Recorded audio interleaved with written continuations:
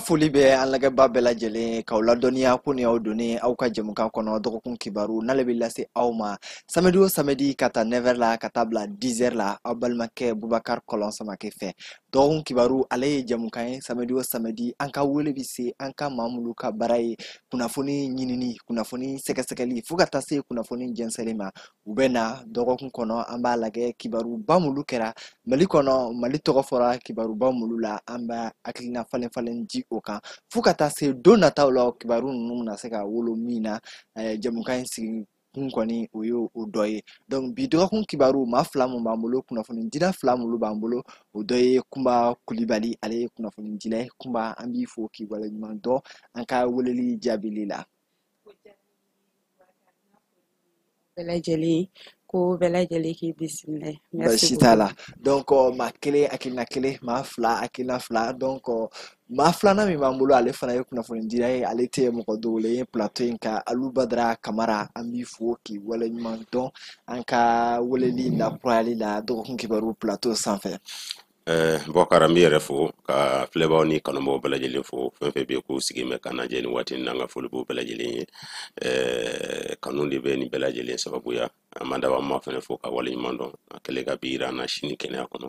an b'a ɲini Ala fɛ Ala ka tile kɔrɔta cogo diya an baden silamɛw bɛɛ lajɛlen ma. Baasi t'a la an b'a fɔ Ala k'o duwawu bɛɛ lajɛlen minɛ bi dɔgɔkun kibaru thème belebeleba minnu b'an bolo o dɔ y'a ye an y'a ye k'a fɔ ka taa semaine tɛmɛlen laban na plus précisément le 21 juin samedi tɛmɛlen le 21 juin an ka jamana ɲɛmɔgɔ n'o ye chef de l'état président de la transition n'ale général Assimi Goïta ye ale kɔni ye wele déplacement kɛ ka se Irisi faaba la donc o déplacement ye an y'a ye k'a fɔ fo vendredi a seginna Mali la le 26 juin donc an da bɛna don o déplacement in na o bɔlen kɔfɛ an ɲɛ b'a la k'a fɔ sanga ni wagati bɛɛ réseaux sociaux n'o o ye bɔlɔlɔ siraw ye an b'a ye k'a fɔ kunnafoni caman kɔni bɛ di kuma dɔw la olu tɛ kunnafoni jɛlen ou bien kuma dɔw la kunnafoni jɛlen b'a la mais kunnafoni min dilen don jɛlen kɔni nɔgɔlen caman b'a la donc an da bɛna s'o ma o mɔgɔ lajɔlenba dɔ b'an bolo bi plateau in sanfɛ mais yan'an ka s'o ma an ka bakuruba an bɛna sinsin fɔlɔ président ka déplacement na donc Alu Badara Kamara an y'a ye k'a fɔ président Assimi Goïta kɔni ye déplacement kɛ ka se Irisi faaba la donc déplacement in kɔni an bɛ se k'a fɔ an bɛ se k'a kɛ séjour ye n'o ye tile fila voyage nin ye donc e ye mun faamu nin déplacement in na a kɛra contexte jumɛn yɛrɛ de kɔnɔ n'an bɛ se k'an da don o la parce que an ye k'a fɔ an ka président kɔfɛ jamana caman tɛ a bisimila ye mais pourquoi Irisi la voyage fo ka se nin ma a bisimila ye fo ka se nin ma.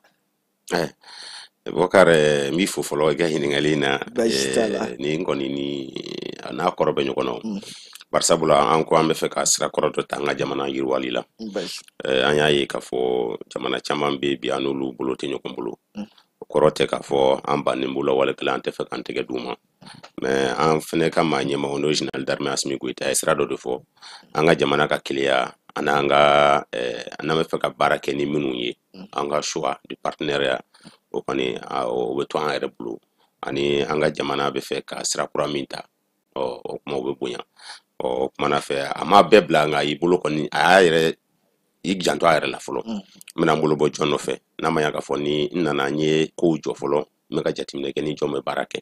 kɔnɔna la depuis a bɛ baara jɔ fɔlɔ ani Irisi bolo bɛ ɲɔgɔn bolo a bɛ ka fɛn caman kɛ ɲɔgɔn fɛ n'a fɔra ko a taara Irisi la a bɛ taa don min na an ye hakilina caman sɔrɔ a ka taamaw kan a dɔ ye u b'a fɔ cogo min na mun fɔra ka taali la o dɔ ye an ka jamana yɛrɛ sɔrɔ sirako ye parce que an bɛ kɛlɛ la n'o ye économie ye k'a bɛ taa ka taa nin kurafɛ ni ye économie fɔ o bɛ fɛn dama bɛ bɔ fo la i bɛ jagoko fo kɔnɔ i bɛ kuranko fo kɔnɔ i bɛ sirabako fo kɔnɔ komi kɔrɔfɔ ninnu kun ye a ta kun ye nka o bɛɛ kɔfɛ fɛnɛ a tɛ ɲinɛ kɛlɛ kɔ n'i y'a mɛn i bɛ taa nin fɛn fɛn ɲini tɛ taa fo jamana ka lakana n b'a dɔn k'a fɔ lakanako in kɔni o kɔni ye taama yɛrɛ kun fɔlɔ ye o komi o baara o jɛɲɔgɔnya n'o baara b'an ni ɲɔgɔn cɛ o bɛɛ kun fɔlɔ a ka taa nin yɛrɛ fɛnɛ na ne bolo o diyagoya de parce que bi partenaire sur kelen pe min b'an bolo bi n'an bɛ se ka wuli an ɲɛtugulen ka taa fɛ Irisi min fɛnɛ bɛ se k'an wele karisa a ye na jɛɲɔgɔnya kɔnɔna la o Irisi n'o taara Russie jamana kɔnɔ o kɔni ne kɔni bolo o tɛ koba wɛrɛ ye. An b'a ye k'a fɔ a taalen min kɛra fɛnɛ an y'a ye partenaire camanw signé na kɛnɛ kan an kan ka min hami nin bɛɛ la o ye jamana kan ka bɔ nin bɛɛ kɔnɔ ten sa signature ninnu ni fɛn ninnu si tɛ an bɛ wale dɔw de kɔ wale min bɛ se ka bɔ nin cogoya in na congrès voilà fɛn dɔ ka kɛ mais an y'a ye k'a fɔ peut-être jamana ɲɛmɔgɔw kɔni u bolo ma sigi a ka don si la a kuma bɛ bɔ jamana wɛrɛ mɔgɔw de da k'a fɔ groupe Wagner ko bɛ Mali la yan mais an yɛrɛ ka jamana ka posture n'o y'a ka position u y'a ye k'a fɔ instructeur russe de bɛ yan mais an y'a ye k'a fɔ a tɛ kalo kelen bɔ communiqué dɔw kɛra k'a jira k'a fɔ ko Wagner bɛna a ka mission jɔ anw yɛrɛ ka jamana ma sɔn yɛrɛ k'a fɔ ko Wagner bɛ yan u ka corps bɛna yɛlɛma ka kɛ Afrika corps d'Afrique ye i b'a fɔ ka terminologie wɛrɛ d'a ma mais toujours a yɛrɛ k'a fɔ a bɛ affilier ka taa Russie fanga yɛrɛ ka bolo fara dɔ de don est ce que an bɛ se k'a fɔ halisa sécurité ta fan fɛ hali sisan wulikajɔw sinsinnen don o bolo de kan parce que i ye fɛn fɛn fɔ sisan si tɛ se ka basigi jamana kɔnɔ ni lakana ani adamadenw n'u bolofɛnw lakanalen tɛ. I y'a fɔ cogo min na an bɛɛ y'an renseigné o cogo de la kunnafoniw na an y'a ye tɔgɔw falenna an ka mɔgɔ kɔni yɛrɛ k'a fɔ ani Rusi bolo de bɛ ɲɔgɔn bolo lakana ko la i bɔra ka hakilina dɔ fɔ n'o partenaire ko in ye u tɛ ka sɔn k'u da don o kɔrɔfɔ ninnu na. Anw fɛ yan instructeur russe de bɛ yan toujours bon maintenant ka nin fɛnɛ falen ka tɔgɔ wɛrɛ d'a ma c'est à dire ça amène à penser a b'a to mɔgɔw ka miiri baara ninnu taabolo la quoi a b'a to mɔgɔw ka jateminɛli dɔɔni k'a kan yalima kuma min bɛ ka fɔ nin ani nin fɛnɛ bɛ ka mun fɔ nin a bɛ mɔgɔ fana bila ka miiri a kan yalima min bɛ ka fɔ nin est-ce que sababaw don o la o bɛɛ kɔfɛ min yɛrɛ ka kɔni ka gɛlɛn anw ma fɛnɛ o y'an ka jamana in lakana ko de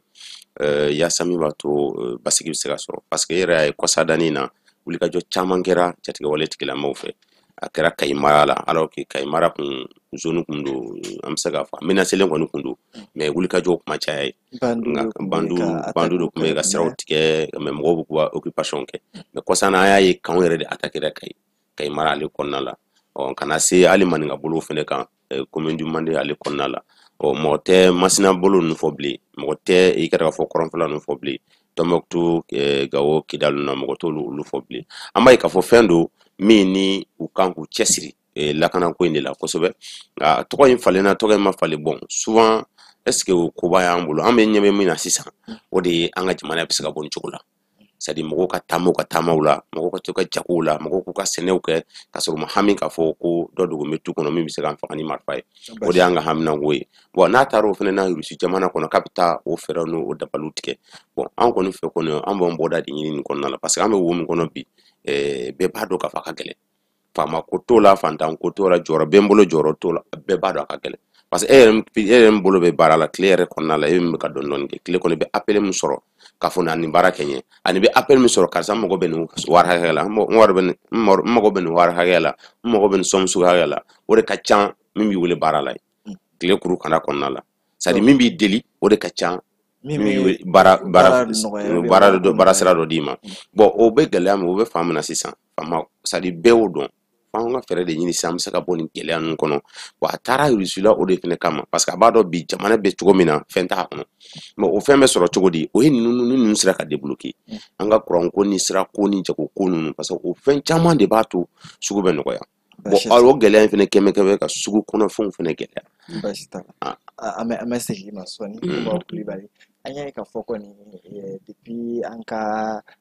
frontière fanga in kɔni sigira an y'a ye k'a fɔ ani jamana caman n'o y'a sɔrɔ an ka président tun bɛ accueil tun bɛ séjour kɛ yen an y'a ye k'a fɔ jamana caman y'a jira k'a fɔ an ka président kura ninnu ti don u fɛ yen bilen transition ɲɛmɔgɔw ye communiqué caman kɛ ka taa o sens la plus précisément Europe jamanaw mais an y'a ye k'a fɔ fɛn an ka président kɔni a accueillir Russie donc o b'a jira k'a fɔ hali sisan peut-être ani côté dɔw hali ni datugulen don Mali ni olu ka bolodi ɲɔgɔnma sira kɛ dɔw bɛ yen i b'a fɔ jamana wɛrɛw bɛ yen hali n'u tɛ Europe jamana ye an ka président bɛ se ka accueillir fo ka nin séjour caman in kɛ e ka faamuyali ye jumɛn ye o la hali sisan. D'accord ka segin k'i fo Bubakar ka an filɛbaga bɛɛ lajɛlen fo ka Badara Alu yɛrɛ fo hakili la k'a fɔ a y'a da maga caman na ka ban a ye bakuruba ninnu fɔ kunnafoniw y'a yira k'a fɔ ko Mali ni Russie tɛgɛ bɛ ɲɔgɔn bolo bila ko tɛ. N'i y'a ta k'a lajɛ a bɛ fɔ yɛrɛ ko depuis indépendance wagatiw mais ka fanga don a la kosɛbɛ a kɛra camancɛ fanga ka wagati in na donc an ye fɛngɛ wɛrɛw taara donc an ni Russie ye bolodi ɲɔgɔnman kɛ kɛrɛnkɛrɛnnenya la lakanako fanfɛla fɛ donc hakili la k'a fɔ kunnafoniw y'a yira k'a fɔ jateminɛw y'a yira k'a fɔ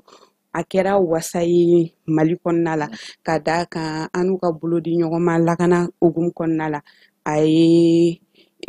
force sɔrɔ voilà a ye fanga di an ka kɛlɛkɛcɛw ma exactement donc o b'a yira k'a fɔ an kɔntannen don donc ni an ka jamana ɲɛmaa ye i déplacer ka se Russie ka taa ni séjour ba in kɛ a y'a yira k'a fɔ lakanako o satisfaction sɔrɔla o la donc ni dugu ko jamana tiɲɛ don lakana ye a fɛngɛ bakuruba dɔ ye nka fɛn wɛrɛw bɛ yen i n'a fɔ développement ale ni diplomatie voilà économie siraw ni fɛnw kan donc nafasɔrɔ siraw ni fɛnw a taara ka taa jateminɛ kɛ an ni Russie bɛ se ka bolodi ɲɔgɔnma sinsin cogo min na développement ni économie ni diplomatie siraw fana kan cogo min na donc a ye ni séjour in kɛ a seginna kunu donc an bɛ se k'a fɔ a kɛra sababu ye ka bolodi ɲɔgɔnma sinsin ani ɲɔgɔn cɛ a kɛra sababu fana ye min b'a to danaya bɛ sinsin hali bi ka taga fɛ Mali ni Russie jamana ni ɲɔgɔn cɛ donc ne hakili la k'a fɔ nin ye ko ɲuman de ye donc tant que a nafa bɛ se Mali ma an ka jamana ɲɛmaa de b'a dɔn Russie bɛ se ka nafa jumɛn se Mali ma sira jumɛn kan a taara ka t'o baaraw de sabati donc an hakili la k'a fɔ an bɛ se ka dugawu de kɛ k'a fɔ ko ɲimisa kɔni tɛna bɔ a ko kɔfɛ i n'a fɔ ɲimisa ma bɔ a kɔfɛ cogo min na lakanako fanfɛla fɛ. Basi t'a la donc Alu Badara programme in yɛrɛ an ye k'a fɔ président Bamako kɔni a wulila samedi donc a donna Russie dimanche ani Russie président yɛrɛ Vladimir Poutine u ye ɲɔgɔn ye hukumu jumɛn de kɔnɔ ɲɔgɔn ye kɛra don jumɛn na. Bɔkari i ye kɔrɔfɔ in kɔni ɲininkali don nka n bɛ min f'i ye ni maa min t'a kɛnɛ kan hali min yɛrɛ t'a kɛnɛ kan olu ma bɔ ninnu ka ɲɔgɔn ye fɛn in kalama par sabula a kɔni an bɛɛ kɔni sɔnna a ma o ye ɲɔgɔn ye lundi de parce que ale sera ye dimanche a wulila samedi ka se dimanche a ye visite dɔw fɛnɛ kɛ ministre de la défense voilà lundi de u ye ɲɔgɔn ye bon hali u ka ɲɔgɔn ye na a kɛra huis de u mɔgɔ fila bon peut-être u mɔgɔ fila la a bɛ se ka kɛ seereya fila bɛ se ka kan n'o tɛ u mɔgɔ fila de ye ɲɔgɔn ye bon o mɔgɔ fila ka ɲɔgɔn ye kɔnɔ n'i ko ne ka dɔ f'o la sisan ayi peut-être ɲɔgɔn ye don min na peut-être ɲɔgɔn yew kɔfɛ généralement an b'a ye président u bɛ déclaration kɛ u bɛ communiqué kɛ peut-être ala nalen filɛ Mali la yan communiqué conjoint ou bien peut-être conférence de presse o ma ye sen ta la non an kɔni an m'o ye fɔlɔ an m'a ye fɔlɔ peut-être n'u nana a bɛ se ka kɛ a bɛna labɛn a kama parce que bi ni bɛ bɔ ka kuma f'i ka hakili to kumakanw na parce que diɲɛ yɛrɛ kɔnɔ bi kumakan in bɛɛ ɲɛsinnen bɛ kumakan in de ma kɛlɛ yɛrɛ ye kunnafoni yɛrɛ dili de bon o la n'i bɛ bɔ ka fɛn dɔ fɔ f'i k'i janto i ka bɔcogo ani ka kumataw la o bɛɛ kan ka labɛn o labɛnw na san peut-être a bɛ se ka ye o la bon an kɔni ye min kɔni sɔrɔ kunnafoni na i n'a fɔ kumana min kan kɔrɔfɔ daminɛ na n y'olu de fɔ o tun ye olu siraw ye nka mais a bɛ se ka kɛ ko wɛrɛ tɛmɛnɛw ni ɲɔgɔn cɛ minnu si tɛ kelen ye bon ale yɛrɛ de bɛ se k'o ɲɛfɔli k'an ye o la bon n b'a dɔn hali o yɛrɛ mun n'o kɔni kɛra gindo la ma da la n'a bɛ sɔn ka bɔ k'o fɔ o cogo la nka min bɛ nin ko kɔfɛ an bɛ min ɲini nin bɛɛ kɔfɛ o de ye nin ɲɔgɔn ye minnu kɛra technobila minnu kɛra parce que ale kelen tun tɛ yen minisiri wɛrɛw tun bɛ yen c'est à dire an ka min b'an ka jamana ni jamana wɛrɛ cɛ ko ɲɛɲinɛw n'o ye Abdoulaye Diop ye o tun bɛ yen min ye ministère de la défense et des anciens combattants général d'armée Sadio Kamara tun bɛ yen olu ye bolonɔbilaw kɛ fɛn dɔw la kanako siraw kan ani ye hakilina dɔw ta yen fɛnɛ bon olu bɛɛ la hali ka taa se an ka jamana yiriwali siraw ma mais o bɛɛ kɛ kun ye hali bi jamana bɛ se ka ɲɛtaa sɔrɔ cogo min na nka an b'a dɔn Russie fɛnɛ ye jamana min n'a ka mɔgɔ dɛmɛ yiriwali sira ninnu kan peut-être Mali ta bɛ se ka k'a la fɔlɔ ye nka k'an dɛmɛ c'est-à-dire a ye yiriwa sira dɔw ta u ka suma u fari ka faga o fanfɛla la dɔɔni nka a bɛ se ka kɛ dɛmɛ sira dɔw fɛnɛ sa dɛmɛ sɛgɛw ka ca peut-être ni lithium b'an bolo yan sanubɔyɔrɔ b'an bolo yan pétrole an tɛna se ka bɔ olu de ye jamana ye min développé len don minnu ni u ye sira caman sɔrɔ o bɛ se ka kɛ mɔgɔw bɛ yen minnu bɛ se ka na an fɛ yan ka na an dɛmɛ an ka o nafaw exploiter n'o nafaw exploiter la o retombé bɛ se ka kɛ sɔrɔ ni fɛn mun ye an bɛ se k'o bénéficier an fɛ i n'a fɔ an yɛrɛ raffinerie kura min dayɛlɛ sisan sanu kama bon olu o dun bɛɛ ani Russie de fɛnɛ ni ɲɔgɔn cɛ parce que ani Russie de bɛ n'o baaraw kɛ ɲɔgɔn fɛ i n'a fɔ minisiri sanu bɔra k'a fɔ cogo min na a kile o kile la ni ɲɛmaa kelen kɛra Russie ye o danga bɛ kɛ maliyɛn ni maliyɛn kɛra yɔrɔ min ɲɛmaa ye o danga bɛ kɛ Russie bon pour que sɔrɔ minnu bɛ kɛ a ka to an fɛ yan sanu bɔlen kɔfɛ a kana taa ko kɔfɛ a ka ko yan o retombé n'o baara bɛ sɔrɔ yan bon an kɔni bɛ se ka ye o sira ninnu kɔni kan an bɛ se ka ɲɛtaa siraw sɔrɔ nka an kɔni bɛ min kɔni dɔn hali bi u k'a lajɛ yiriwali sira in kɔni na u kana jamana sɔrɔ bɛɛ dan sira kelen ma k'a lajɛ hali bi ka dɔ fara fangaw kan ka bolo wɛrɛw dayɛlɛ min b'a to an ka jamana bɛ ka yiriwa min ɲini o bɛ se ka sɔrɔ. Baasi t'a la donc kuma an bɛ se ma donc an ɲɛ b'a la ka fɔ n'an yɛrɛ ye diɲɛ ta k'a lajɛ bi bi in na diɲɛ kalayalen n'o fan kelen tɛ mɔgɔ tɛ se k'i bolo jɔ bilen ko Afrique ou bien k'i bolo jɔ yɛrɛ ko Europe ka se Russie ni Ukraine ta ma fan bɛɛ de kalayalen nɔ Afrique ye woroduguyan fan bɛɛ cogo min na Moyen-Orient bɛ ten n'o ye arabu jamanaw ye ka se Europe yɛrɛ ma fo ka taa se hali États-Unis yɛrɛ ma olu ka président kura sababu la an dun ɲɛ b'a la Russie ale ka posture généralement n'i ko Alu Badara bɔra k'a fɔ sisan n'i ko défense ale engagélen ba don la mais sur des questions économiques min ye nafasɔrɔ siraw ye ou bien jamana yɛrɛ degelen don min na ni ɲɛmɔgɔw ko ko nin y'o dabilalen i b'a fɔ nafolo manfɛnw bi bɔ an fɛ yan kɔfɛ o wari fɛɛrɛ bi kɛ ka na ni position wɛrɛ ye ani terminologie wɛrɛ ko aide au développement fo ka taa se jamana kɔnɔdenw lakarili ma ko wari pourcentage fitinin dɔ don jamana kɔnɔ mais i b'a jateminɛ k'a fɔ ni jamana yɛrɛ kun y'i jɔ a jɔyɔrɔ la peut-être a mago kun tɛna s'o ma yɛrɛ an ɲɛ b'a la Russie engagélen t'o sira ninnu kan ni kɔni ko ka jamana dɛmɛ militairement ni kɔni ko kɛlɛkɛminɛnw sanni ani coopération militaire ale engagélen don la est-ce que bi bi in na Mali la yan o tɛna se ka kɛ ni obstacle dɔ o tɛna se ka kɛ ni coopération ye limite dɔ ye parce que Mali mago bɛ défense la mais économie fana jamanadenw bɛ kule la fan bɛɛ fɛ. Ok, o ye tiɲɛ ka i ka kuma sinsin an bɛ se k'a fɔ a ka gɛlɛn bi bi in na an bɛ wagati min na i yɛrɛ y'a fɔ tuguni diɲɛ ka kalan a ka kalan yɛrɛ yɛrɛ de donc an y'a ye k'a fɔ lakanako fan fɛ kɛlɛkɛminɛ fanfɛla la force bɛ Russie la wa an bɛ se k'a fɔ Mali satisfaira o la an bɛ don min na i ko bi nka min ye aide développement ninnu fanfɛla ye ne tɛna se ka n sinsin o kan fɔlɔ ka d'a kan an ma kunnafoni sɔrɔ o la min b'a jira k'a fɔ o fɛngɛ Russie bɛna se ka an dɛmɛ o sira fɛ Alu Badara y'a fɔ u ka ɲɔgɔn ye a kɛra huis clos ye kunnafoni min bɔra kɛnɛ kan anw bɛ se ka an da don o de la nka min ma fɔ an ye fɔlɔ an tɛ se ka réagir o kan mais an yɛrɛ ka jateminɛw ye min ye an bɛ se ka hakilina di o de kan ni an ka jateminɛ taw ye donc a bɛ se ka kɛ limite ye i y'a fɔ cogo min na mais n'i y'a ye fana an ka jamana ɲɛmaa taara ka taga ni séjour in kɛ Russie c'est que a y'a ye k'a fɔ ka fara lakana côté kan Russie bɛ se ka fɛn dɔ apporter Mali ye u bɛ kuma dɔ fɔ ko tubabu ni Mali bɛ fɛn tubabu bɛ don jɛ o jɛ la i b'a sɔrɔ a ka intérêt b'a la ni Russie bɛ service dɔ kɛ Mali ou dɛmɛ dɔ kɛ Mali ye i kan ka dɔn Mali fana ka fɛngɛ dɔ de bɛ se Russie ma donc ko jamanaw ni ɲɔgɔn cɛ voilà nafasɔrɔ siraw de bɛ yen exactement i bɛ sɛgɛn dɔɔnin exactement donc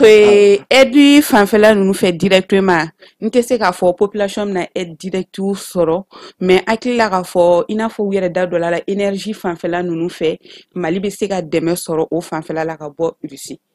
Baasi t'a la donc Alu Badara an y'a ye k'a fɔ président de la transition Assimi Goïta a ma taa en tant que président de la transition du Mali simplement parce que o bɔlen kɔfɛ AES n'o ye alliance des états du Sahel ye n'o ye Mali Burkina Niger olu faralen ɲɔgɔn kan o fana président de don an dun ɲɛ b'a la bi bi in na peut-être gɛlɛya min bɛ Mali kan ni jamana ninnu ni ɲɔgɔn cɛ danfara fitinin b'a ni ɲɔgɔn cɛ mais n'i y'a bakurunba ta lakanako gɛlɛya don est-ce que AES bɛ se que AES bɛ se ka représenter nin coopération in na wa parce que bibi in na n'i ko k'i bɛ an bɛ kɛlɛ min na n'o ye terroriste kɛlɛ ye n'i ko i b'a kɛlɛ kɛ jamana kelen fanga tɛ se. N'i ko AES bɛ se ka présenter na AES yɛrɛ de bɛ ko in na o ko in yɛrɛ de AES tari de kuma bari sabula le président d'exercice yɛrɛ de l'AES o de tun bɛ yen ça veut dire que AES bɛ yen Jani bɛ yen le général Jani bɛ yen capitaine Ibrahim bɛ yen parce que olu bɛɛ fana ka président de fana tun bɛ kɛnɛ in kan ça veut dire que ale a tɛna taa nin tugu la n'anu ma kuma peut-être bon mɔgɔ ma fɛn dɔ fana faamu i b'a dɔn Mali kɛlen bɛ bi Rusi bolo i b'a fɔ c'est à dire jamana min ni jamana wɛrɛ mɔgɔ b'a la farafinna o bɛ tɛmɛ ni Mali ye Mali kelen de sari plan sécurité la ni bɛ fɛ ka se Rusi ma bi nɔgɔya la ni sɛmɛna Mali fɛ a ka ca Ala fɛ ka teli ka Rusi lasɔrɔ bon Mali b'o poste de la bi Rusi bolo bon o la fɛn caman bɛ yen Mali bɛ se ka traitement caman o de kama ne huis clos in na bon n tɛna fɔ k'o kɛra dɛ ou o fɔra mais a bɛ se ka kɛ o ye ne hakilina de ye a bɛ se ka kɛ ninnu bɛɛ bɛ se ka y'o la parce que o fana bɛɛ bɛ se ka kan anw ma nafa ye tant que ni olu fana ka fɛnw bɛ tɛmɛ yan fɛ ou bien an b'a san ka na n'a yan fɛ o bɛ yira k'a fɔ Mali bɛ kɛ puissance ye toujours et puis ɲɛdonna dɔw bɛ yen olu bɛ jɔ fɛn dɔw fana bɛ yen n'o yira Mali jamana kɔnɔ c'est à dire tant que n'a bɛ jigin i ka jamana kɔnɔ a bɛ mɔgɔ caman siran a kɛrɛfɛ jamana caman siran k'i écarter u bɛ ko o b'a dabila nin bɛɛ ye politigiw de ye min b'a to hali bi mɔgɔw ka c'est à dire Mali bila minɛn kɔnɔ min n'a ka kan bon o la a taalen AES tɔgɔ la kɔni ni kɔni b'a yira k'a fɔ a taara AES de tɔgɔ la maintenant a tɛna taa ni président ma kuma jamais n'olu kumana bon maintenant ne kɔni bɛ taa ne yɛrɛ président de l'exercice de l'AES n bɛna taa nin taama na o kuma i jilaja n'i bɛ taa i ka nin yɔrɔ lajɛ i ka nin yɔrɔ lajɛ kɔni ko mobili mana fa cogo o cogo la ka mun fɔ o kɔni o place yɔrɔ bɛ sɔrɔ a kɔnɔ bon n'o kɔni fɔra kɔni bɛɛ n'i ka haminanko fɔ a la bon a ka d'an ye an ka taa nin sira kan a ka d'an ye an ka ko yɛlɛma tan a ka d'an ye an ka ko yɛlɛma tan pour que an bɛ se ka ɲɔgɔn dɛmɛ a ko la cogo min parce que AES yɛrɛ kɛlen bɛ ka hakilina caman ta sisan i n'a fɔ sɔrɔ yiriwa siraw fɛ o sɔrɔ yiriwa siraw fɛ u ka banque ko défense dɔrɔn tɛ développement siraw bɛ yen voilà diplomatie bɛ yen kumana o kan kɔsani na diplomatie bɛ yen u ka banque ko bɛ yen c'est à dire AES kan ka kɛ i b'a fɔ ko CEDEAO bɛ cogo min na ou bien Union européenne bɛ cogo min na ou bien unité wɛrɛw bɛ cogo min na c'est à dire mais hali bi majɛni b'a kɔnɔna la u bɛ ka essayer k'o de mise en place kɛ pour que ka se ka taabolo siraw dɔ sɔrɔ mais olu bɛ sɔrɔ cogo di fo ka sɔrɔ yaraw fɛnɛ sɔrɔ dɔ bɛ aw yɛrɛ la fɔlɔ o kuma i bɛ banque dayɛlɛ i b'a dayɛlɛ ni miliyari min yɛrɛ fɔra fɔlɔ yɛrɛ a ka ca kosɛbɛ n'o bɛ bila kɔnɔ cogo di fo ka sɔrɔ dɔ yɛrɛ bɛ jamana kelen-kelenna kun jamana kelen-kelenna bɛ dɔ bɔ nka o ka sɔrɔ lakana bɛ yen basi t'a la pour que an siranna an bɛ ka bolo kɛlɛ o ɲɔgɔnna wɛrɛ kana n'an sɔrɔ bilen donc Kunba est ce que hakilina la AES représentera nin kɛnɛ in kan ou bien kuma min donna AES président bɛ nin kɛnɛ in kan AES représentera nin taama in na hakili la k'a fɔ AES représentera nin kɛnɛ in kan an bɛ don min na i ko bi ni i bɛ Mali fɔ i bɛ Burkina fɔ i bɛ Niger fɔ donc olu dun ye AES jamana ye an ka président yɛrɛ fana ye o ɲɛma ye donc ni o bɔnna hakili la k'a fɔ a ye discours dɔ yɛrɛ kɛ face au diaspora de l'AES a ye explication di minnu kɔnɔ a y'a yira k'a fɔ Mali ni Burkina ni Niger bɛɛ de mako bɛ développement na bi sécurité tiɲɛ don jamana lakana kan ka sabati mais développement sira fana kan jateminɛw kan ka kɛ o ko la o ye ale ka wulikajɔ belebele dɔ ye ka se Russie jamana kan donc moi je crois que ni a yɛrɛ bɔra k'o ɲɛfɔ AES diaspora ye donc o b'a yira k'a fɔ ko AES représentelen kun don Bachala est-ce que la wagati tɛmɛn'o na an y'a ye k'a fɔ ni président voyagera peut-être Mali kɔnɔ yan sisan an t'o wagati la hali jamana wɛrɛw la ni président voyagera ka taa jamana wɛrɛw la surtout ni délégation forte ye signature dɔw bɛ kɛ publiquement est-ce que signature kɛra publiquement ni déplacement in kɔnɔna na an bɛ se k'a fɔ an kɔni ma o jaw sɔrɔ fɔlɔ an ma o ye parce que ɲɔgɔn ye kɛra huis clos la donc signature kɛra certainement mais an kɔni ma o jaw ye publiquement donc Alu Badara o question kelen de bɛ segin e ma est-ce que signature kɛra publiquement i b'a fɔ an bɛ deli ka an degelen don minnu la médiaw bɛɛ bɛ invité à la médiatiser a bɛ médiatiser accord bɛ signé des parties voilà est-ce que o yera nin déplacement in na Bon, comment on refait Nico parce que nous mais il faut le président Vladimir Poutine général Assimi Goïta au début il faut est-ce que lui nana tabulu kan bon un mot jaso mais après ça que un mun jaouye oye ministre des affaires étrangères Abdou Diop anaka Serge Lecorov voilà nous connait partenaire ni fond aussi homologue ministre des affaires étrangères également voilà ayo jado lui papier ni partenaire ni fond comme que mais atromba flare mais wakati la alisa malda kuma de before ka foko accord be signé peut-être ni autorité on allait il y a réclamation ka fo mali papier chaman signé mali mo bo kalama ate mali de un intérêt fenge meaning ko euro la défense ko euro la est-ce que ta foko erreur ba ni autorité in fana soro peut-être signature chama mo ka 8 kilo la jamana don taka fenke chama yala ou bien na jigi ba ka ali c'est ça ko fait compte rendu na ka jamana don bon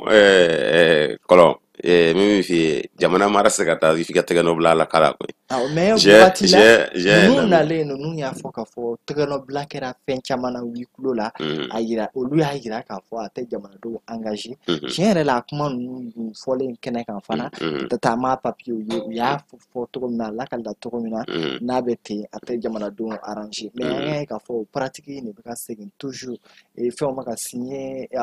engagement m'a ken peut-être est-ce que pouvoir faire manana tukuna clout na do kuma la tukuni transition 2020 faut ka tasser ablala wakati ni Bouakare kuma nyekele ndo ni mara kon nge ibe to kono blague sebena kana compte rendu de caisse o be mara bakadi bulu ça la diria ko ni be fuko la clé car ça enne bena feno kan nga jamana tukula bon au fin mi ni tegeno blara kera la nga na fo nga jamana etna fo nga na fo nga jamana de ne be audition tayre bon ye bengano sebeni Abouakari bon anya ka aka jamana kono mina nga jamana kono nya keni nkan akira ninkan akanga na fala zanga jamana kono ore kama nye tegeno blakala fana be jeni ko an fana be jeni ko kanindi nga yalma o bebna so ko fo bengandu fendo do ibe here soro fano fe iyere fene be sacrifice ke fano fe bon est-ce que bebse ka fo jamana kono de na be ma fo la do na to la na sigi tukuni ka fo ko marate to ko de ngono go ko len fo nyo ko kumba mara fa mbete nyaade sari fano ke o ko ni alhamdulillah nga fano be yere bi nyakum alo audition ta to bi nyakum abashita parce que ati to ko nyina ma yero do we abi ko ali gudu kono dutiki kuma do la bi acti do ke erbe mo wore gala mais erbe kla ka sigu acti ga mu yere ka jukuno mais ibita so mo dongo do be na so bo dongo be courant sara ibe jisara ibe ferbo sa bon be boyi mais kuma do la ne ni yoro ke mo go bu bi nyakum mo go fno bu nyakum mo waye ka tu pasabula ayini ke mais ibita so code de abla ka ke nga be dépend na so dutiki yere clean no moi me segendi sani marabo clean no atara bono black sebena seben mi na atara bono black kala anya blara ni kunun kun kama o contrat ndi kan abo odo yoro kana fo jamana kono do mo ko to force lo mais na ma fo na fana boda kalama na fana nga bon sira me ambo fana fo o kono bo fo be ma question mais révabilité de cas anya ka fo ni ko jamana mara chendo ay bolo sinsi wala doka fan la di jamana nyamo wala nyebe ko papier do signature la mais est-ce que jamana kono dum fana ka droit akara transition o akara pouvoir fin jamana fana kono dum fana ka fin na manya ku toko ko jamana de papier do signé contrat ndi ka kuye fin wala ni ka kuye wa Ok, an yɛrɛ b'a fɔ cogo min démocratie ko o ye jama ka pouvoir ye. Mɔgɔw ko k'an kana démocratie ko kuma in fɔ. K'an ka n'o fɔ k'an bɛ transition. Ok, donc an bɛ transition kɔnɔ an ka taga n'o sira ye. N hakili la k'a fɔ i ye min fɔ dura bɛ jamana kɔnɔdenw bolo u ka kunnafoni mais alu bɛɛ yɛrɛ ye yɔrɔ dɔ fɔ an kan k'an sinsin min kan kosɛbɛ. Kuma dɔw la fanga tɛ taa f'i k'i ɲɛ kumu ka ko dɔw kɛ. Kuma dɔw la fɛn dɔw bɛ information dɔw bɛ yen a dili jamanadenw ma a conséquence bɛ se ka se u yɛrɛ ma o b'a to jamana ɲɛmaa bɛ se ka bolonɔ bila fɛn dɔw la ou bien a bɛ se ka acte dɔw ta k'a waleya nka a jagoyalen tɛ o yɔrɔ ninnu na ka jamanadenw kunnafoni o bɛ dépend jamanadenw o ye dépend jamanadenw ka hɛrɛ yɛrɛ de kama o kun ye jamanadenw bɛ se ka nafa sɔrɔ o la cogo min na a dabɔ kun ye o ye mara ma nɔgɔn baasi t'a la voilà o de b'an don an ka thème filanan kɔnɔ n'o bɛnnen don information yɛrɛ ma information n'i ko information i ko kunnafoni n'i ko kunnafoni i ko hakilina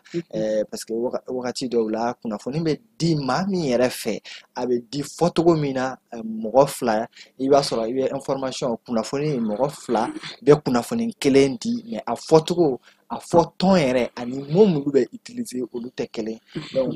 o de b'a to an bɛna an da don thème filanan min na o ye kunnafoni minnu ye bɔlɔlɔ sira kan est ce que an bɛ kunnafoni minnu ye bɔlɔlɔ sira kan nin bɛɛ ye tiɲɛ ye wa o ɲininkali diyara n ye bi an bɛ don min na i ko bi n'an ko n ko kunnafoni bɛ yen nɔ nka kunnafoni kolon fana bɛ yen baasi t'a la an bɛ kunnafoni caman sɔrɔ bɔlɔlɔw kan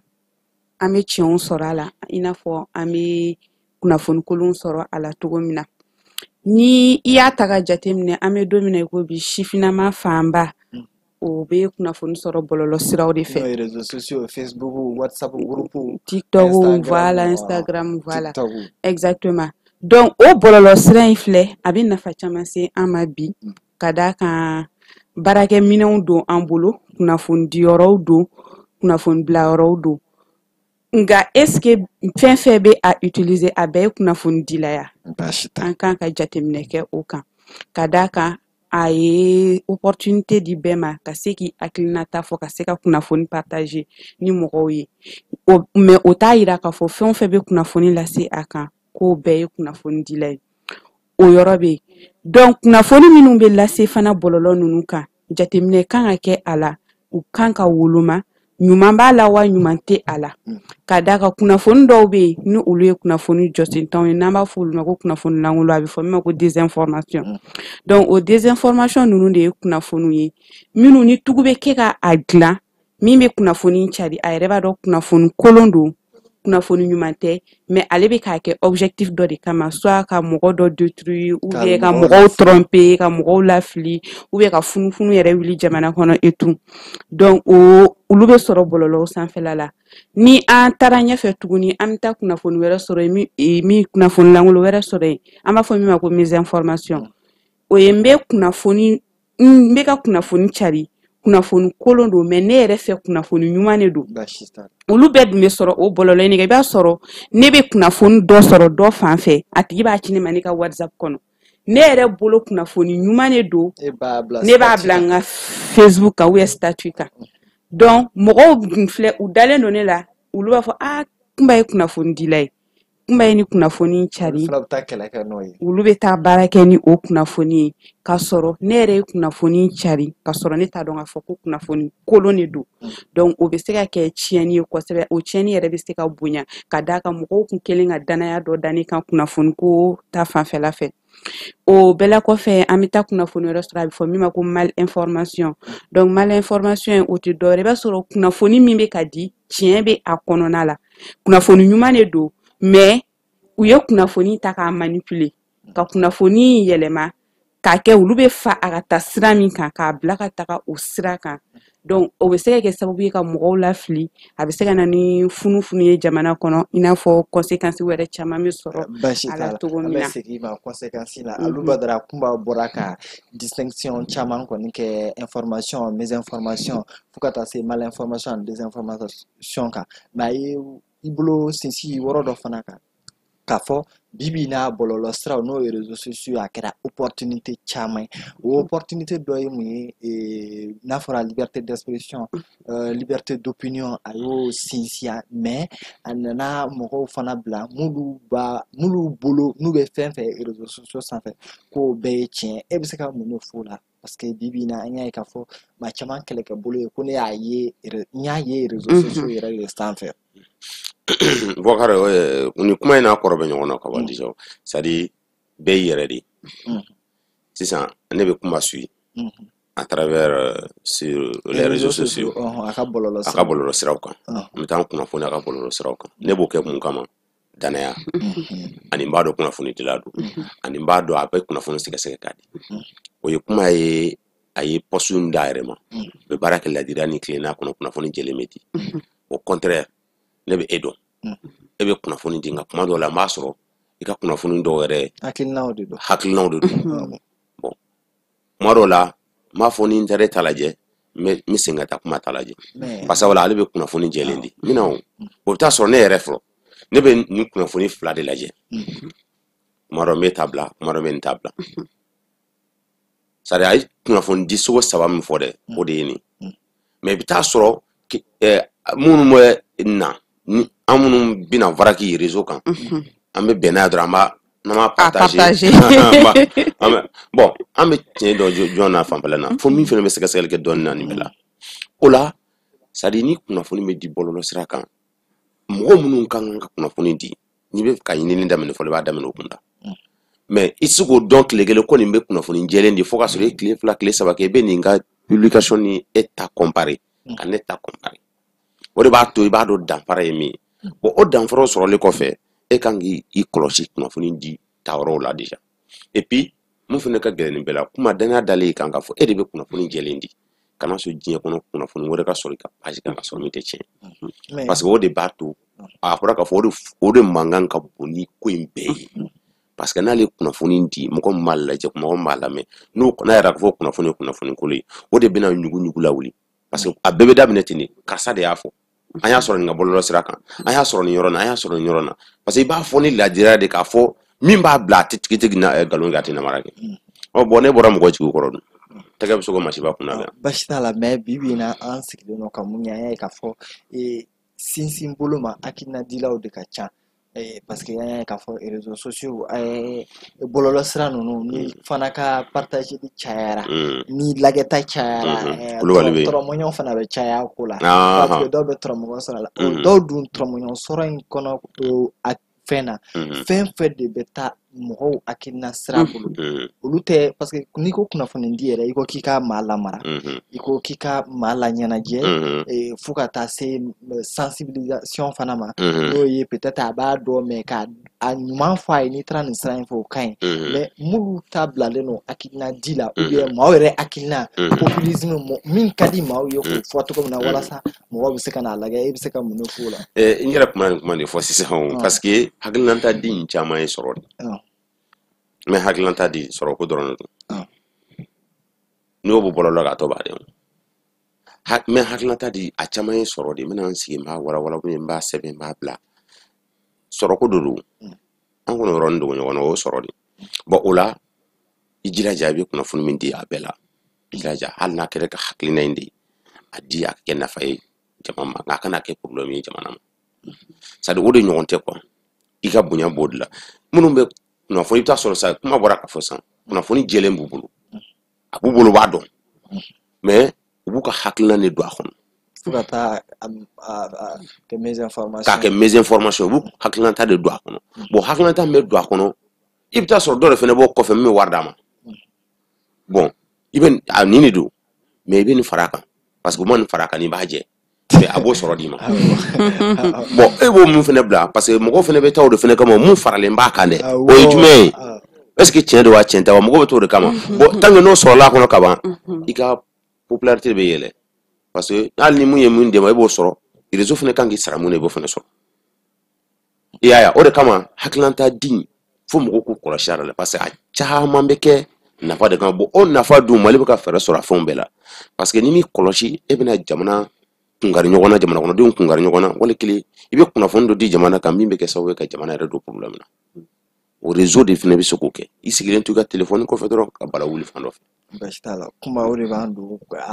ni fɛn fausse information ninnu conséquence la exactement i ye dɔ fɔ a la mais jumɛn de bɛ se ka kɛ ni kɔlɔlɔ ye jamana yɛrɛ kɔnɔ parce que kuma la an b'a ye k'a fɔ hali dɔw yɛrɛ ye bolo k'u bɛ jamana defani na mais u bɛ ka information minnu di peut-être a bɛ se ka kɛ kɔlɔlɔ ye jamana yɛrɛ kan ou bien e bɛ ka min fɔ mɔgɔw ɲuman na n'i ko i cɛ ka ɲi su fɛ ni dugu jɛra i na ye ne y'a mun k'a ɲa k'a da jamana na n'a cɛ bɔ wagati sera n'a ma ye i laban kojugu bɛ kɛ dɛ kojugu bɛ kɛ i b'a dɔn Boubacar a problème ba yɛrɛ ye min généralement kunnafoni langolo nunu tiɲɛ bɛ dɔn wagati min o b'a sɔrɔ tiɲɛni dɔ de kɛra ka ban ka d'a kan i b'a sɔrɔ a bɛ cari wagati min tellement que maa minnu yɛrɛ bɛ kunnafoni langolo nunu cari sisan u b'a cari de telle manière que a bɛ se ka mɔgɔw kunkolo minɛ n bɛ rebondir o yɔrɔnin kan dɔɔni an bɔra ka min fɔ n'o ye mal information ye i b'a sɔrɔ tiɲɛ bɛ a kɔnɔ mais a manipuler la de o don ka di mɔgɔw kunkolo ma parce que i b'a sɔrɔ vérité dɔ bɛ yen ka ban n'a fɔra ko Assimi taara Russie an bɛɛ b'a dɔn ko Assimi taara Russie donc o vérité kɔni ça c'est clair et net sigana fosi tɛ o la nka an y'a ta ka taga lajɛ kunnafoni langolo dɔ ka sina ka don o kɔnɔ k'a to n bɛ misali ta ko Assimi taara Russie i b'a sɔrɔ ko fɔ ka bɛnbaliya dɔ tɛmɛna par exemple ani Russie président cɛ mɔgɔ les gens vont commencer à se poser pourtant a bɛ Russie tiɲɛ don wa nkalon don wa bɛɛ tɛ o analyser maintenant dɔ ka sina ka o publier mɔgɔ min tɛ bɔlɔlɔ kɔlɔlɔ dɔn o da ka di a la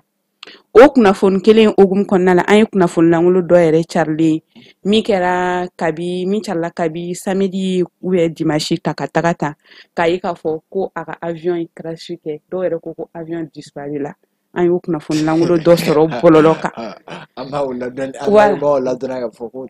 voilà o tɛ kunnafoni jɛlen bon o kɛ man di ka mɔgɔw kun minɛ ni mɔgɔ min bɛ actualité suit e b'a ye k'a fɔ a sera Russie ani président ye ɲɔgɔn ye u kumana compte rendu kɛra kunnafoniw dira o de to kunnafoni di nafa fana ka bon kosɛbɛ n'o y'a sɔrɔ ko Assimi kun sera Russie an ma kunnafoniya fosi sɔrɔ a ka suite kan fɔlɔ donc o kun b'a sɔrɔ mɔgɔ caman kun bɛ da ni kunnafoni langolo in na a kun bɛ maa caman kun minɛ wa a kun bɛ se ka na ni siran ni paniki ni fɛnw ye o bɛ se ka kɛ kɔlɔlɔ dɔ ye walasa ka kunnafoni kolonw kɛlɛ mauvaise information kɛlɛ kunnafoni jɛlenw de kan ka di régulièrement wagati bɛɛ ka ɲɛfɔli kɛ mɔgɔw ye wa fana o kan ka fɔ an ka Mali service daw caman ye dɛ kosɛbɛ ta k'i mago bɛ information na ka ban kɛ journaliste ye problème dɔ kuma dɔw la e yɛrɛ kabako daminɛ hali ka baara wɛrɛ fɔ k'a bɛ se k'a fɔ k'e journaliste ye Mali service daw la kunnafoni sɔrɔ ka gɛlɛn kosɛbɛ an ka jamana kɔnɔ surtout source fanfɛla fɛ n bɛ se k'a fɔ o ye gɛlɛyaba yɛrɛ ye kunnafoni langolo kunnafoni sɛgɛsɛgɛlikɛlaw ka baara la ka d'a kan ni an ko an bɛ kunnafoni dɔw sɛgɛsɛgɛ kuma dɔw la an bɛ obligé ka kunnafoni langolo dɔw to yen u ka taa ten parce que argument tɛ anw bolo dalilu tɛ anw bolo k'a fɔ ko nkalon don an dun ka baara la i tɛ se k'a fɔ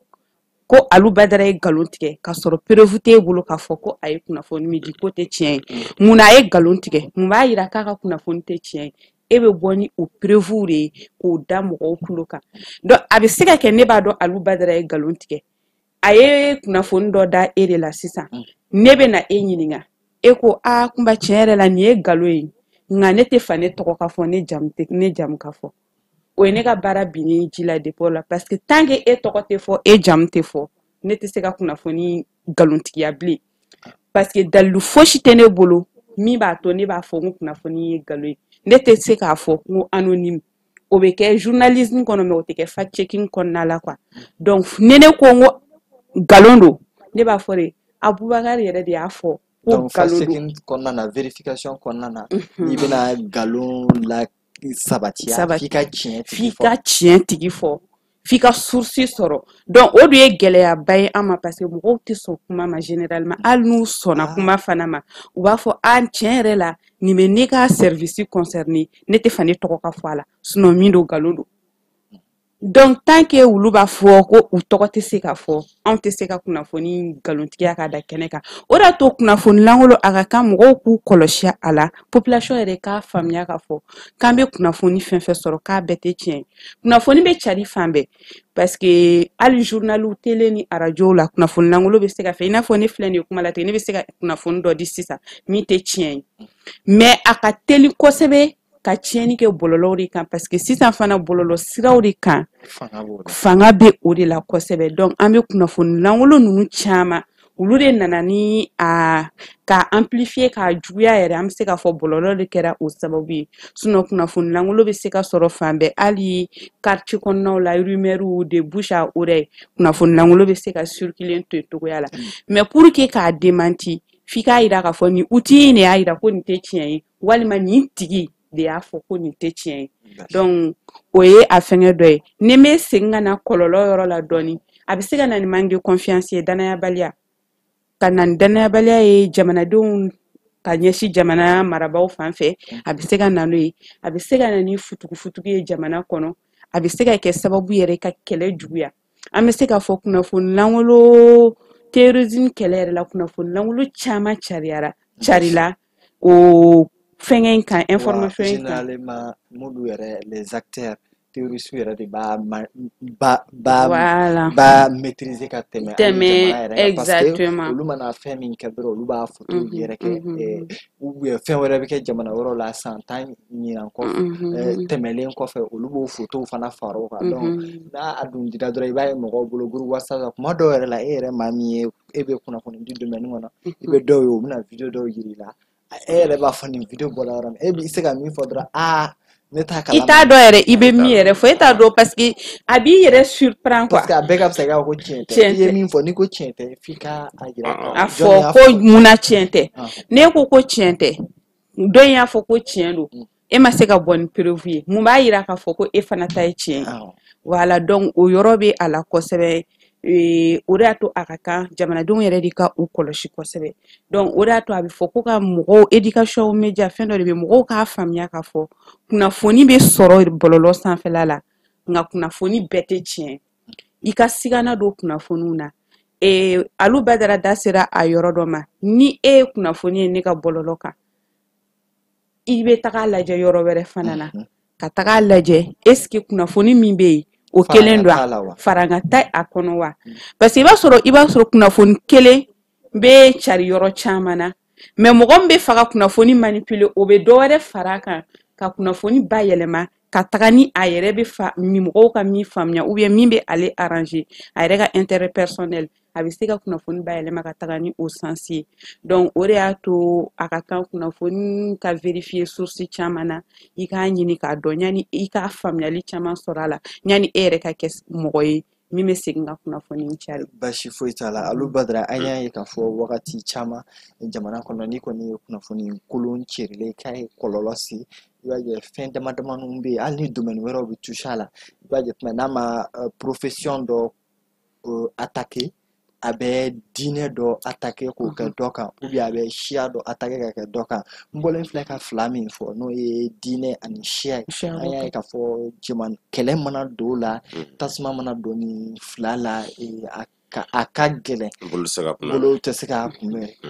généralement mɔgɔw dun u b'o dɔn ka ban u b'u attaquer olu de la ou bien kuma yɛrɛ bɔra k'a fɔ sisan terroristes fana u bɛ photo ni video jɛnsɛn e yɛrɛ min bɛ kunnafoni di domaine kɔnɔ a bɛ yira e yɛrɛ la e bɛ ɲininkali kɛ est ce que ne bɛ nin jamana in de kɔnɔ e bɛ se ka mun de fɔ ka est ce que jamana ka ɲi ka fɛɛrɛ u ta o kama ou bien organisation bɛ yen minnu b'a vérifier parce que n'i ko jamana ka fɛɛrɛ ta o kama a dɔw la hali mun ye kunnafoni jɛlen yɛrɛ jamana bɛna fɛɛrɛ ta o la mɔgɔw ɲuman n'i ko jamana ka wuli ka kunnafoni minnu tɛ kunnafoni ɲuman di k'olu kɛlɛ a dɔw la e ye mɛn yɛrɛ kunnafoni ɲuman dila ye a kɛlɛ fɔlɔlɔ bɛ s'i yɛrɛ ma donc est ce que jɛkulu bɛ yen minnu bɛ vérification ou bien minnu bɛ fɛɛrɛ kɛ ka mɔgɔw dɛmɛ ka nin kunnafoni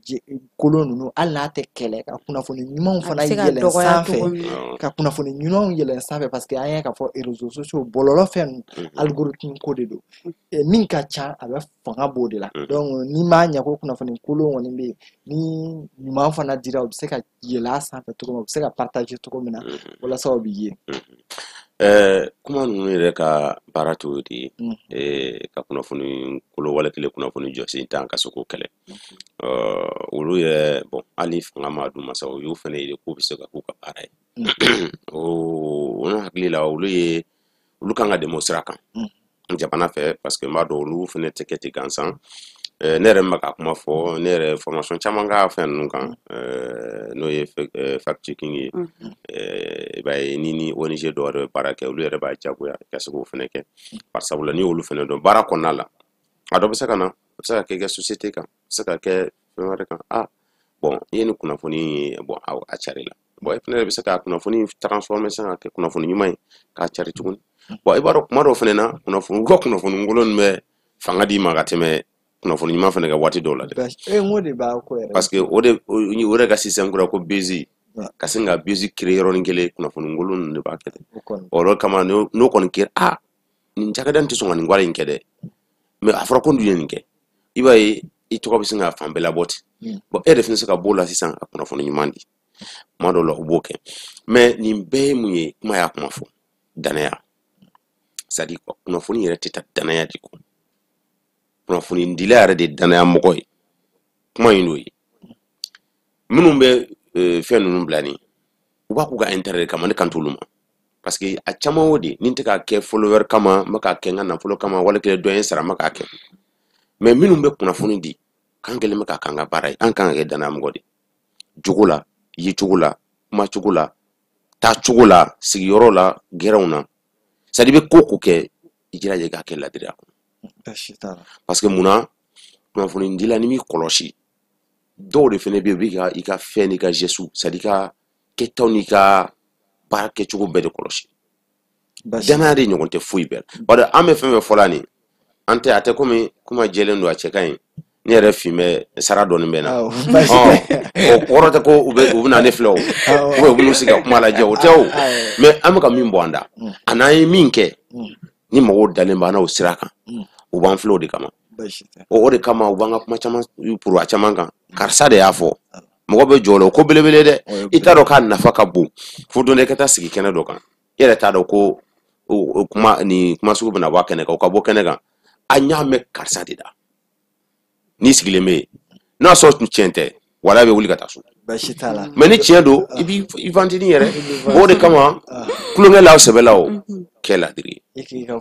hakilina dɔgɔya i ka hakilina hakilina bakuruba la kuma lasela e b'a fɛ ka taa n tɛgɛ ma jumɛn de b'i bolo ka fara nin kan don nataw la an da bɛna don gɛlɛya minnu bɛ organisation minnu bɛ nin vérification ninnu kan mais kuma bakuruba la jumɛn de b'i bolo ka jamukan in lacɛn kuma bakuruba la ne bɛ kuma fɔlɔ min fɔ chaque fois an bɛ o répéter an bɛɛ lajɛlen kunnafoni dila fara population kan n'i ye kunnafoni siga a la fɔlɔ siga n'a ye ne bɛ i pousser ka taga ɲini k'a dɔn ni tiɲɛ don voilà mais ni e y'a kɛ ne y'a sɔrɔ dɔrɔn ne b'a partager ou bien ne fa de y'a ci ma koyi e fa bɛ se ka fili parce que ne ye kunnafɛngɛ dɔ fɔ kunnafoni dɔ bɛ yen n'o ye mésinformation ye a bɛ k'e kɔnɔ ko tiɲɛ de don e b'a partager e fa bɛ se ka mésinformation ci e ma donc e fana bɛ a ci o bɛ taga ten donc siga o ye fɛngɛ fanba de ye min ni bɔlɔlɔko tile in na a ka fusa yɛrɛ de an ka sigana don an ka kunnafoni sɔrɔtaw la o kɔfɛ k'a fɔ sensibilisation fanga kan ka bonya kosɛbɛ k'a yira k'a fɔ ko kunnafoni langolow ka ca bibi n'an bɛ don min na i ko bi donc mɔgɔw bɛ kunnafoniw cari caman b'a cari u ka intérêt kama journalistes ni kunnafoni dibaliw dɔɔnin tɛ ka bɔ ɲɔgɔn na bilen bɔlɔlɔ kan an bɛɛ lajɛlen ni min kɔntanna o bɛ kamera ɲɛsin i yɛrɛ ma a bɛ kuma dɔ fɔ donc a kan ka kɛ an kan ka siga fanga bonya kosɛbɛ ka an yɛrɛ tanga kosɛbɛ ka bɔ nin kunnafoni lankolon ninnu na i y'a fɔ cogo min na a tɛ se ka kɛlɛ ka ban pewu nka an bɛ se ka fɔ bibi in na an bɛ ala tanu an ka baara bɛ ka nɔ bɔ parce que n'i y'a jateminɛ fɔlɔ ni bi tɛ kelen mɔgɔ caman bɛ ka faamuyali sɔrɔ a la k'a fɔ sisan ko kunnafoni caman jɛlen tɛ fɔlɔ la ni an tun bɛ kunnafoni minnu sɔrɔ bɔlɔlɔ kan n'an b'u sɛgɛsɛgɛ parce que an ka baara kɔnɔna la an bɛ don commentaire la k'a lajɛ fɔlɔ est ce que a ye mɔgɔw kun minɛ ou bien a ma mɔgɔw kun minɛ an tun b'a ye fɔlɔ la commentaire kɔnɔ dɔrɔn mɔgɔw bɛ sina ka réagir k'a fɔ wɛ nin diyara n ye mɔgɔw kɔni b'a yira toujours u ka réaction b'a yira toujours k'a fɔ u dara a la nka bi bi in na ni i donna a caman kɔnɔ hali n'i b'a sɔrɔ ni jama fanba dara la i kɔni b'a sɔrɔ mɔgɔ damadɔni bɛ commentaire kɔnɔ minnu b'a yira k'a fɔ ko nin tɛ kunnafoni jɛlen donc ne bɛ se k'a fɔ an ka baara bɛ ka nɔ bɔ o la organisation minnu bɛ yen nɔ n'o ye ne yɛrɛ ka organisation association des blogueurs du Mali ka fara Doni Bloc ni Benbere ani La Voix de Mopti ninnu olu bɛɛ lajɛlen kɛlen don k'u cɛsiri le jalon ninnu voilà olu bɛɛ lajɛlen kɛlen bɛ k'u cɛsiri an bɛ don min na i ko bi ka se ka nin kunnafoni lankolon ninnu kɛlɛ formation bɛ ka kɛ formation bɛ kɛ journaliste kun can olu ka se ka u yɛrɛ dɛmɛ ni kunnafoniw sɛgɛsɛgɛli ye cogo min na parce que kunnafoni di bɛ yen kunnafoni sɛgɛsɛgɛ fana bɛ yen nɔ voilà exactement donc formation bɛ kɛ population fana kun olu bɛ se ka sigana don kunnafoniw na cogo min na u bɛ se ka a dɔn ka fɔ nin ye kunnafoni ɲuman ye nin tɛ kunnafoni ɲuman ye outil ni fɛn dɔw bɛ du u yɛrɛ ma u bɛ se ka minnu kɛ ka sɔrɔ hali n'u ma passe kunnafonidilaw fɛ ou bien k'a yir'u la k'a fɔ ni u yɛrɛ ma se ka min vérifier kɔni u k'u ma don kunnafonidila dɔ la u ka danaya bɛ min kan ou bien minnu bɛ sɛgɛsɛgɛli kɛ jango ka se ka kunnafoni tiɲɛ ni a galontigiya dɔn yanni u ka se yanni u ka segin k'a cari. Baasi foyi t'a la an b'an lajɛbagaw ladɔnniya ko nin de bɛ an se an ka jɛmukan laban na an ka foli b'u bɛɛ lajɛlen ye k'u waleɲuman na don nataw la an da bɛna don gɛlɛya minnu bɛ kunnafoni vérifier la fo ka taa se organisation minnu bɛ Mali la yan mais bi ta an bɛ bi ta cɛniyɔrɔ la an ka Kiba Jalo ale de tun ma ka an ka régie assurer donc an bɛ ɲɛmaayaso ani an lamɛnbaga bɛɛ lajɛlen fo k'aw k'an bɛn samedi wɛrɛ